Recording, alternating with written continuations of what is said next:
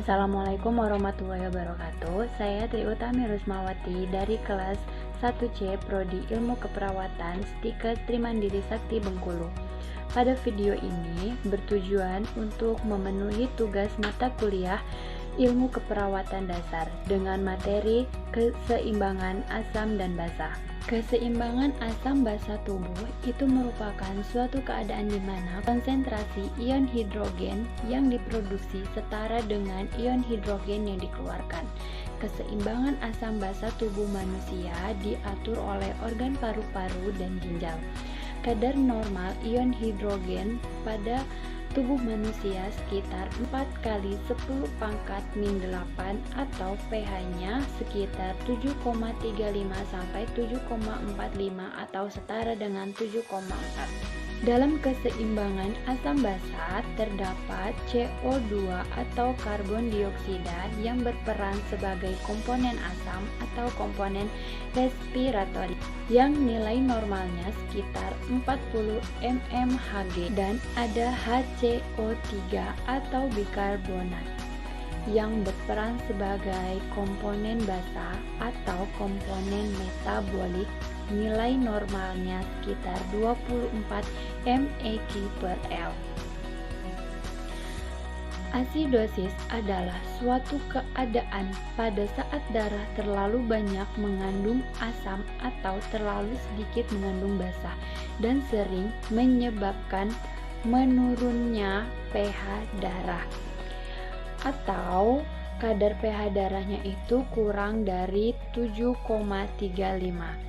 Dan ada istilah alkalosis, yaitu suatu keadaan pada saat darah terlalu banyak mengandung basa atau terlalu sedikit mengandung asam dan kandungannya menyebabkan meningkatnya pH darah atau kadar pH darah itu lebih dari 7,45.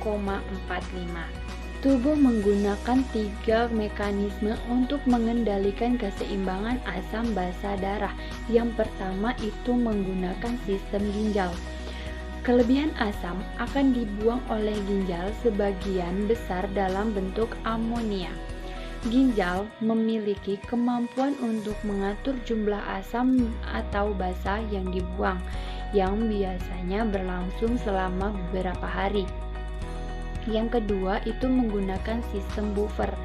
Tubuh menggunakan penyangga pH atau buffer dalam darah sebagai pelindung terhadap perubahan yang terjadi secara tiba-tiba dalam pH darah. Penyangga pH yang paling penting dalam darah adalah bikarbonat.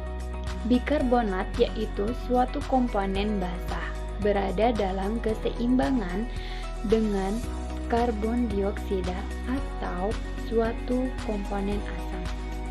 Jika lebih banyak asam yang masuk ke dalam aliran darah, maka akan dihasilkan lebih banyak bikarbonat dan lebih sedikit karbon dioksida.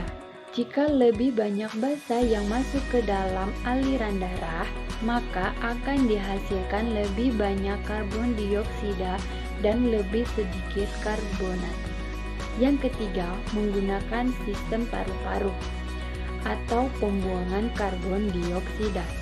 Karbon dioksida adalah hasil tambahan penting dari metabolisme oksigen dan terus-menerus yang dihasilkan oleh sel. Darah membawa karbon dioksida ke paru-paru, dan paru-paru karbon dioksida tersebut dikeluarkan atau dihembuskan. Adanya kelainan pada satu atau lebih mekanisme pengendalian pH tersebut bisa menyebabkan salah satu dari 2 kelainan utama dalam keseimbangan asam basa, yaitu asidosis atau alkalosis. Gangguan asam basa darah itu ada 4. Yang pertama itu ada asidosis metabolik. Asidosis metabolik adalah keasaman darah yang berlebihan ditandai dengan rendahnya kadar bikarbonat. Disebabkan oleh kelebihan produksi asam, kurangnya cadangan darah, dan kurangnya ekskresi asam. Gejala asidosis metabolik itu tidak jelas. Kardiovaskululer itu distrenia atau penurunan kontraksi jantung, vasodilatasi perifer dan cerebral, neurologis atau letargi, stupor, dan koma. Pernafasannya hiperventilasi atau kusumal. Perubahan fungsi tulang itu osteodistrofi ginjal atau dewasa dan retardasi pada anak.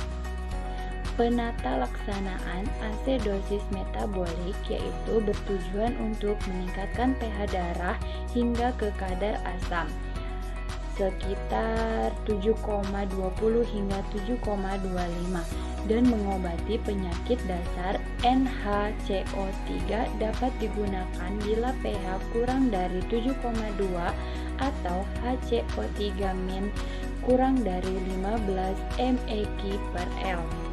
Resiko NHCO3 yang berlebihan yaitu penekanan pusat nafas, alkalosis respiratorik, hipoksia jaringan, dan alkalosis metabolik, hipokalesemia, kejang, tetani alkalosis. Metabolik cirinya itu ada HCO3- lebih dari 26 mEq/L dan pH-nya lebih dari 7,45, menghasilkan kompetensi dengan hipoventilasi, PaCO2, kompensasi akhir oleh ginjal, dan ekskresi HCO3- yang berlebihan. Penyebabnya hilangnya H+, yaitu seperti muntah, diuretik, perpindahan H+ dari ECF ke ICF pada hipokalemia, retensi HCO3- yaitu asidosis metabolik pasca hiperkapnia. Yang kedua itu ada alkalosis metabolik, merupakan suatu keadaan di mana darah dalam keadaan basah karena tingginya kadar bikarbonat.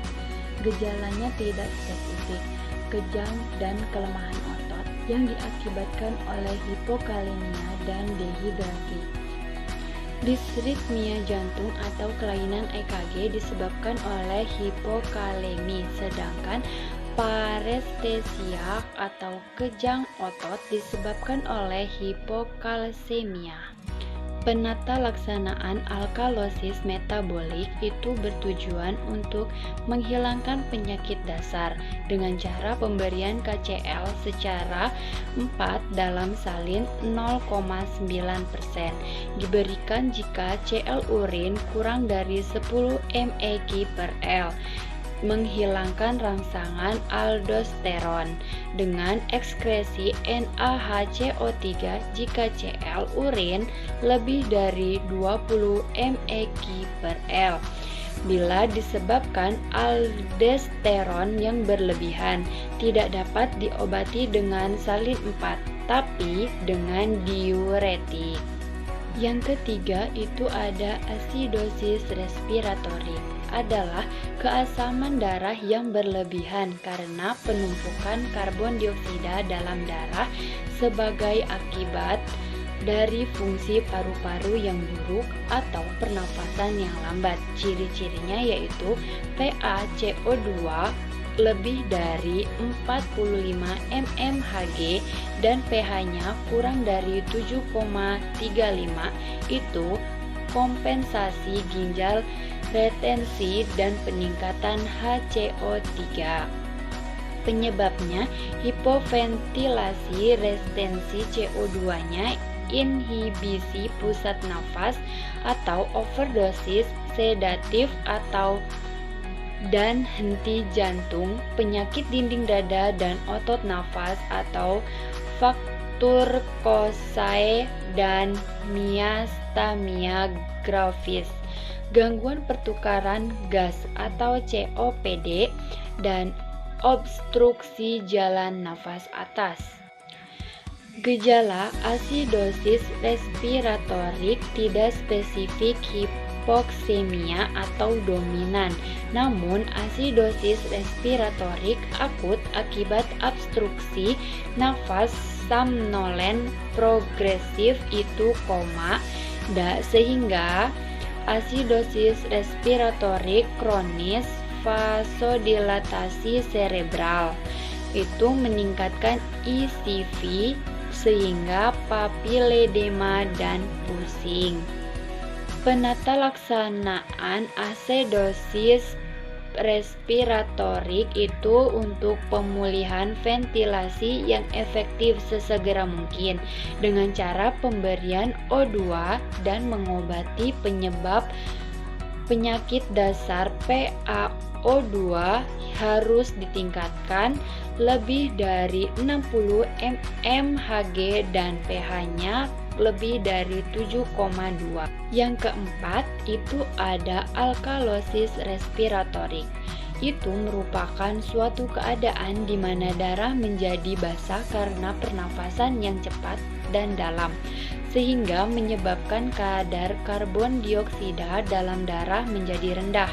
Gejala alkalosis respiratorik hiperventilasi itu dari gejala gas dan frekuensi nafas, menguap, mendesak, merasa sulit bernafas, kecemasan berupa mulut kering, palpitasi, keletihan, telapak tangan dan telapak kaki dingin dan berkeringat, parestesia itu otot berdenyut dan tetani, dan vasokonstriksi cerebral itu hipoksia cerebral sehingga kepala menjadi dingin dan sulit berkonsentrasi.